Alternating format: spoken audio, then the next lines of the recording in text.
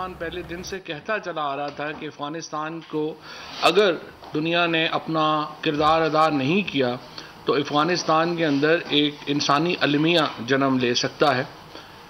और इस वक्त जो अफ़गानिस्तान की सूरत हाल है वो बहुत ही हम समझते हैं कि एक अलमिया से कम नहीं है।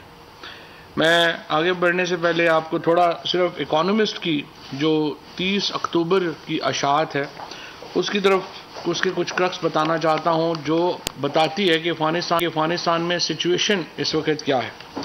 Afghanistan is on the brink of the world's worst humanitarian crisis, the UN said on October 25th, exceeding even the misery in Syria and Yemen. Syria और यमन का जो क्राइसिस है वो भी पीछे रह जाएगा जिस तरीके से अफ़गानिस्तान की सूरत हाल अब बन रही है।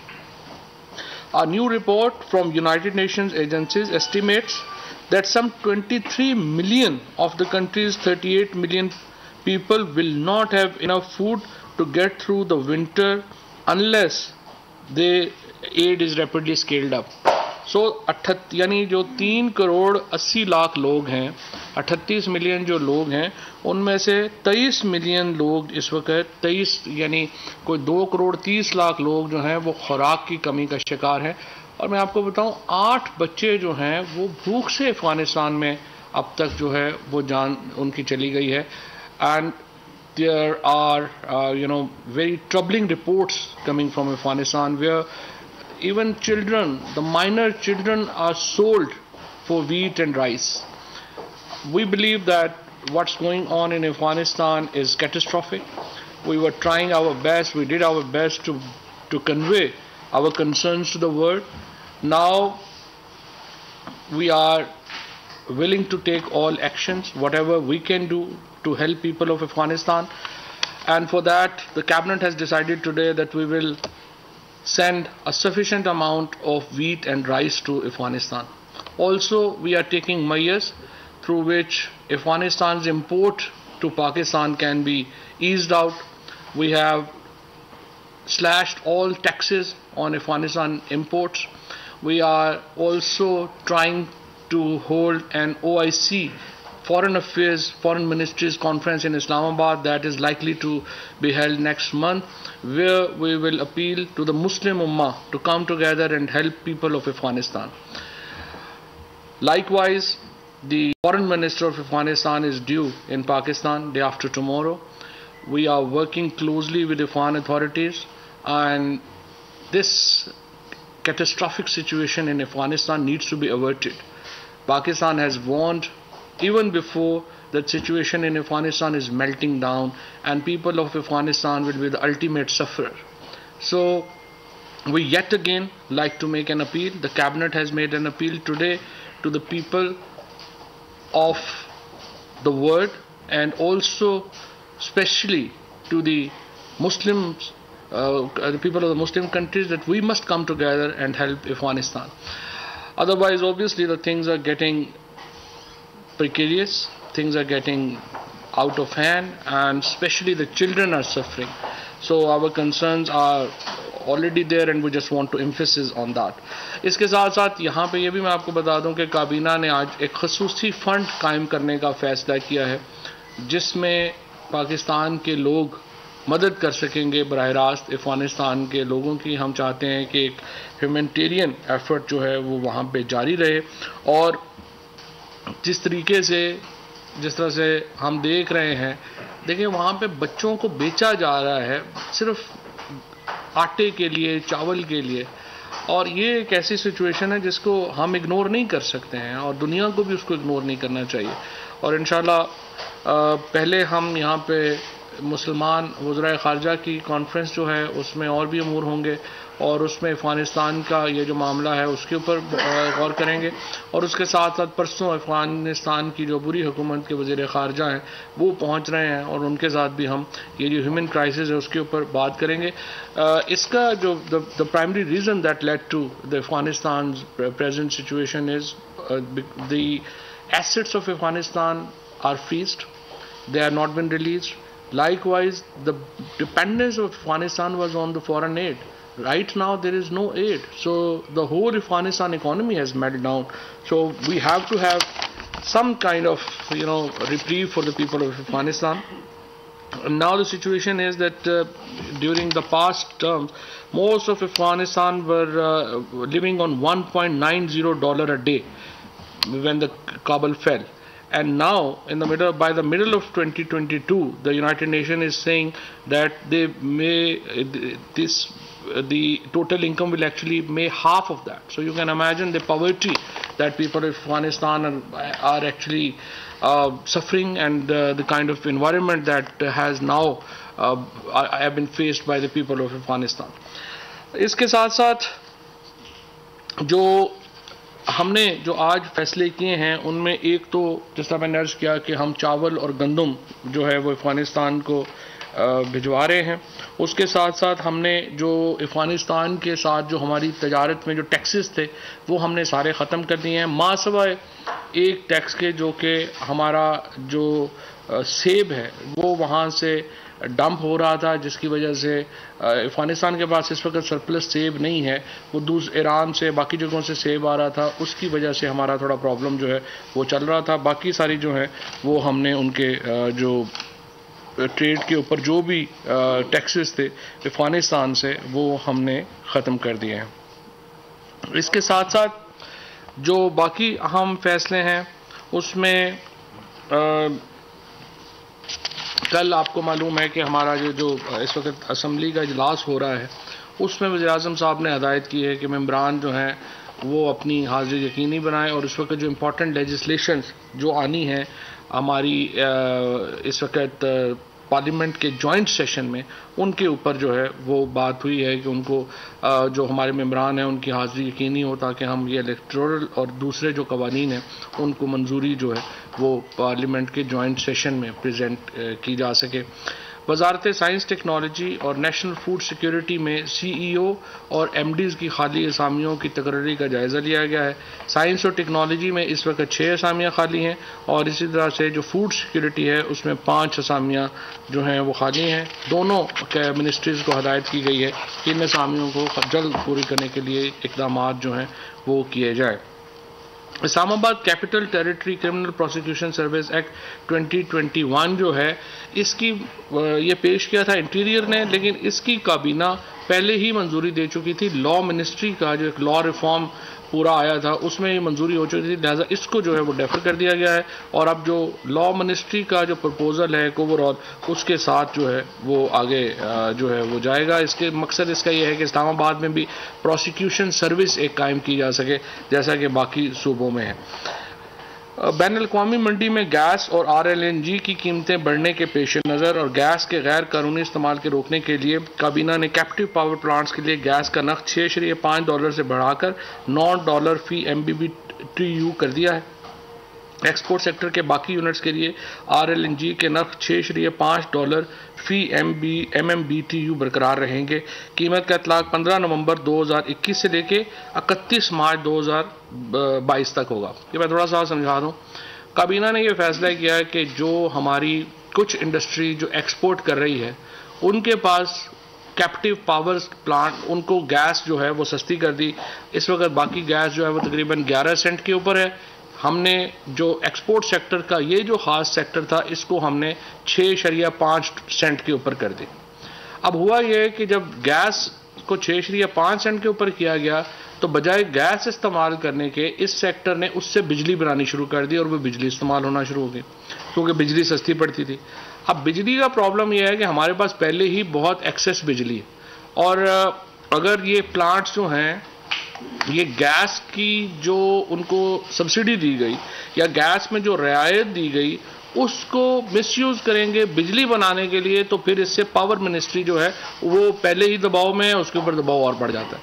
लिहाजा इस एनॉमली को दूर करने के लिए हमने ये किया है कि फ़िलहाल 3 महीनों के लिए जब एक क्राइसिस है यहाँ पे गैस का, फिर ज़ाहिर है आपको पता है डोमेस्टिक में पहले ही हमारी तकरीबन इस वक्त 9% जो है सालाना जो हमारे गैस के ज़खायर हैं वो डिप्लीट हो रहे हैं, वो कम हो रहे हैं। गैस तो अवेलेबल नहीं और दुनिया में भी आपको मालूम है कि गैस का एक बहुत बड़ा क्राइसिस आया हुआ है UK जैसे मुल्क में जहां गैस की कीमत में 500% भी इजाफा हुआ है।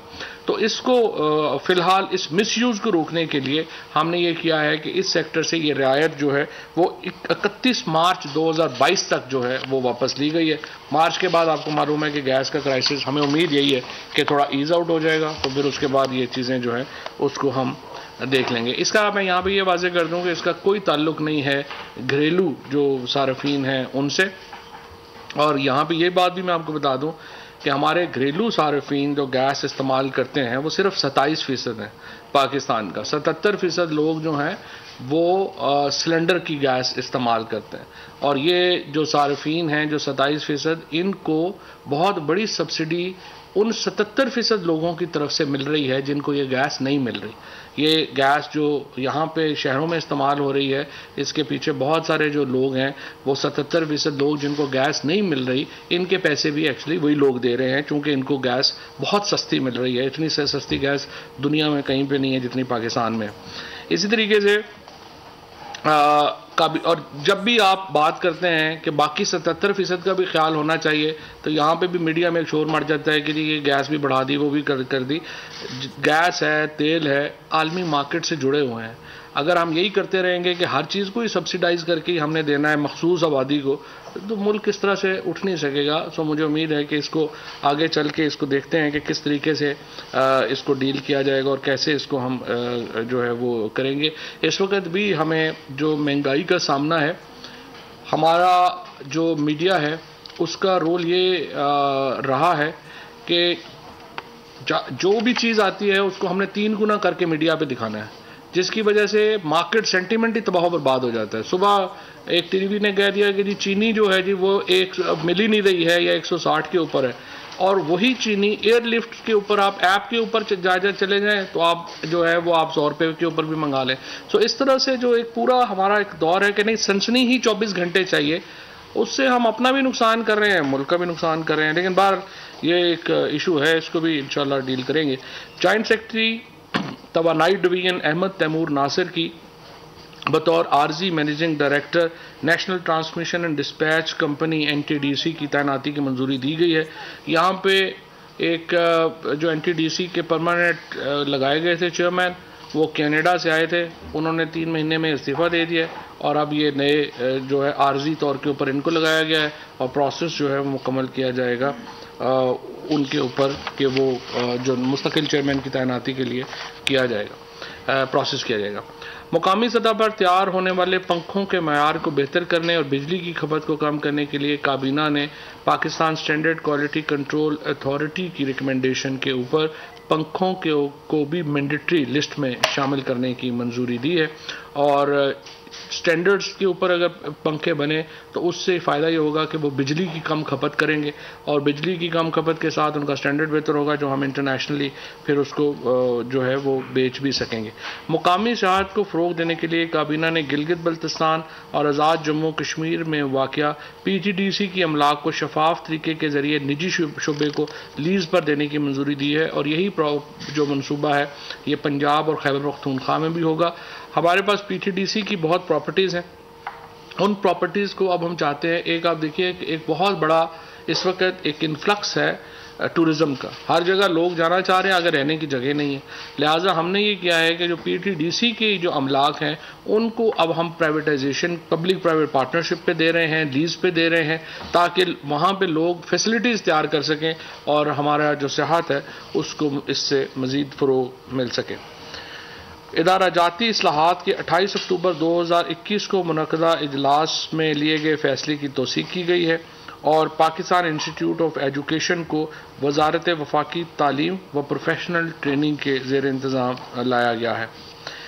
ECC के 4 नवंबर 2021 के मुनक़दा इजलास में लिए गए फैसलों की मंजूरी दी गई है। अच्छा, इसमें जो सबसे इम्पॉर्टेंट फ़ैसला यह है कि मुल्क में इस वक्त बहुत ज़्यादा डिफरेंट हेल्पलाइंस हैं और उन हेल्पलाइंस के अंदर समझ नहीं आता कि अगर कोई इमरजेंसी हो तो किसको फ़ोन करें। तो अब पूरे मुल्क में इस जो IT मिनिस्ट्री और इंटीरियर मिनिस्ट्री ने कोलैबोरेट किया है, पूरे मुल्क के अंदर एक ही हेल्पलाइन होगी 911 की।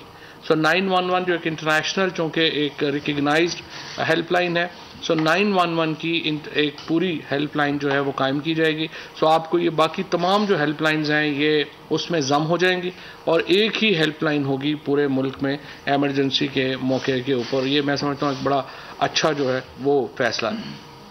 इसी तरीके से जो जिस तरह मैं पहले ही बता चुका हूँ कि ईसीसी में जो फैसले हुए हैं अफ़गानिस्तान के तजारत के हवाले से उसकी मंजूरी दी गई है, और जो हमने उधर उनको हम और जो वीट और चावल भेजना चाहते हैं उसकी जो तफसीलात हैं वो चूँकि अबूरी हुकूमत के वज़ीर ख़ारजा आ रहे हैं उनके साथ तय होंगी और वो हम उनको आगे दे रहे हैं। गंदम और चीनी की दरामद के लिए कायम कमेटी की सरबराही जो है वो adviser to on finance Shaukat Tarin साहब को दे दी गई है। खैबर पख्तूनख्वा के तेल और गैस पैदा करने वाले अजला में गैस नेटवर्क में तोसी की सिफारिश की गई। बरामदात में इजाफे के लिए वजारत कॉमर्स ने स्ट्रेटजिक ट्रेड पॉलिसी फ्रेमवर्क 2020-25 की मंजूरी की सिफारिश की है, और इसी तरह से वर्ल्ड फूड प्रोग्राम के तहत हंगामी सूरत हाल के पेश नज़र हमने अफ़गानिस्तान को आटा बरामद करने की मंजूरी जो है वो दी है। काबीना ने securities and future markets bill 2021 की असूली मंजूरी दी है। ये ईज़ टू डू बिज़नेस की तरफ जो है वो एक अहम कदम होगा, और अब ये जो काबीना की कमेटी है कानून साजी की उसमें जाएगा। इसी तरीके से जैसा मैंने आपको बताया कि खैबर पख्तूनख्वा और पंजाब में हमने PTDC की जो इमलाक हैं उनको लीज़ करने की मंजूरी दी है। सिंध और बलूचिस्तान को भी हमने ये कहा है, बलूचिस्तान ने कहा है कि इस पर हम हतमी फैसला जो है वो करेंगे। हम PTDC सूबों को देना चाहते हैं ताकि वो उसको आगे लीज आउट करके मामला जो है चले। इसी तरह यही पेशकश हमने सिंध हुकूमत को भी की है, और सिंध हुकूमत से भी हम ये कहेंगे कि वो PTDC की जो प्रॉपर्टीज़ हैं वो सिंध हुकूमत ले ले और उसको डेवलप करवाए फिर आम आदमी के लिए। सिंध में जो प्रॉपर्टीज़ आमतौर पे जाती हैं वो अल्हम्दुलिल्लाह बाद में दुबई में भी निकलती हैं, लेकिन फॉर अ चेंज कोशिश कर लेते हैं उनसे भी कि ये प्रॉपर्टीज़ को आप अगर मेहरबानी करें तो डेवलप कर लें। डॉक्टर सैफुद्दीन जुनेजो साहब को एक्सपोर्ट प्रोसेसिंग जोन अथॉरिटी यानी एप्जा का चेयरमैन जो है वो लगाया गया है। इसी तरीके से अफ़गानिस्तान के साथ पाकिस्तान ट्रेड एग्रीमेंट 2010 में 6 माह की तोसी जो है वो की गई है, और मैरीटाइम सिक्योरिटी एजेंसी का डायरेक्टर जनरल जो है वो तैनात किया गया है। ये थे जी आज की काबीना के मामला। जी Mazhar. Thank you very much sir. मेरा 2 पार्ट क्वेश्चन है जी। पहली मैं पूछना चाहूँगा ये पाकिस्तान में पहले आटा महंगा हो रहा है, लोग परेशान हो रहे हैं, तो कितनी गंदम और कितना चावल जो है ये आप अफगानिस्तान भेजना चाह रहे हैं। दूसरा ज़्यादा इम्पोर्टेंट क्वेश्चन सर ये है कि मेनस्ट्रीम मीडिया और सोशल मीडिया एक तूफान बरपा है सर, और मार्च का महीना बड़ा इंपॉर्टेंट करा दिया जा रहा है। कभी कहा जा रहा है कौन जाएगा, अजीबोगरीब किस्म की गुफ्तगू हो रही है। मैं समझता हूँ कि आप तो गवर्नमेंट के तर्जुमान भी हैं, आपकी तरफ से आने वाली बात जो है पोजीशन को काफ़ी हद तक क्लियर कर सकेगी। What is the status of the government at the moment sir? देखिए, मैंने तो कल भी ये बात कही थी कि अपोजिशन ने पहले 2 साल पूरा जोर लगा लिया था हमें फारग करने के लिए, हम तगड़े निकले नहीं गए। अब आखिरी जो हिस्सा है हुकूमत का 2 साल रह गए हैं। 1 साल के बाद तो आपको पता है अगले इलेक्शंस जो हैं वो साल सवा साल बाद जो है वो शुरू हो जाने हैं, तो अभी अपोजिशन को 1.5-2 साल और सब्र करना पड़ेगा, और उसके बाद 5 साल फिर सब्र करना पड़ेगा। उसकी वजह यह है कि इनके पास देखें ये तो सारे एक भानमती का कुनबा है, ना किसी के पास, ना इनके पास कोई लीडर है, ना प्रोग्राम है, और इनकी हर वक्त साजिशों से नहीं आप कर सकते। पहले मैं अपोजिशन को मशवरा दूंगा अपने पाँव पे खड़ा होना सीखें। हर वक्त साजिशें करके आप कामयाब पहले भी नहीं हुए, और हर वक्त ये कोई 90 की दहाई तो नहीं है कि आप हर वक्त वही उसी काम में लगे रहें। सो इंशाल्लाह ताला हुकूमत जो है वो मुस्तहकम भी है, और अगले 2-3 महीनों में ये जो एक तूफ़ान उठाया गया है महंगाई का, ये भी जो है वो सेटल डाउन हो जाएगा। तो इंशाल्लाह हम 2023 में इलेक्शन की तरफ जाएंगे। अफ़गानिस्तान का जो क्वांटिटीज़ हैं वो जिस तरह मैंने अर्ज़ किया कि चूँकि उनके वज़ीर ख़ारजा आ रहे हैं तो हम 2-3 दिन में ये डिसाइड करेंगे। जी सर, मैं जानना चाह रहा था कि पाकिस्तान की हुकूमत पाकिस्तान की जो TTP के साथ मुज़ाकरात हुए हैं, इस हवाले से इस सीज़ फायर जो हुआ है इसकी किन कंडीशंस पे ये सीज़ फायर हुआ है, और सेकेंडली कुछ ऐसी इतलात भी थी, खबरें थी कुछ कि पाकिस्तान शायद कुछ TTP के प्रिजनर रिलीज करने जा रहा है, तो इन इतलात में कोई सदाकत है? सर सप्लीमेंट्री ले लें मेरा मुन्ना इंडिपेंडेंट से। सर ये बताएगा कि जो मुज़ाकरात किए जा रहे हैं हुकूमत हुकूमत पाकिस्तान और तालिबान के दरमियान में जो मुज़ाकराती कमेटियों में कौन कौन शामिल है, और ये कि किस कानून के तहत ये आम माफी का ऐलान किया जाएगा जो कि इन्वॉल्व थे 70,000 पाकिस्तानियों के तहत? ठीक है, मैं आपको थोड़ा इस पर दोबारा बता देता हूँ. On TTP, even yesterday I made a statement and it was very clear that the negotiations or the talks those are going on with TTP will be under the purview of Pakistan's constitution. So all the groups who we are talking to have to respect Pakistan constitution and Pakistan's legal framework. And as far as the nature of the talks is concerned, we are very clear about that as well. We believe that there are certain groups. Obviously, TTP is not one group. They comprise of several groups. So there are ideologues.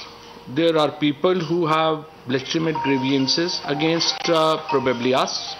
There are people who have joined who took this course under compulsions. But all of them are Pakistanis. So the state of Pakistan wants to give its citizen a chance. If all of them or some of them or part of them wants to come back and they they express their allegiance to the Constitution of Pakistan, they undertake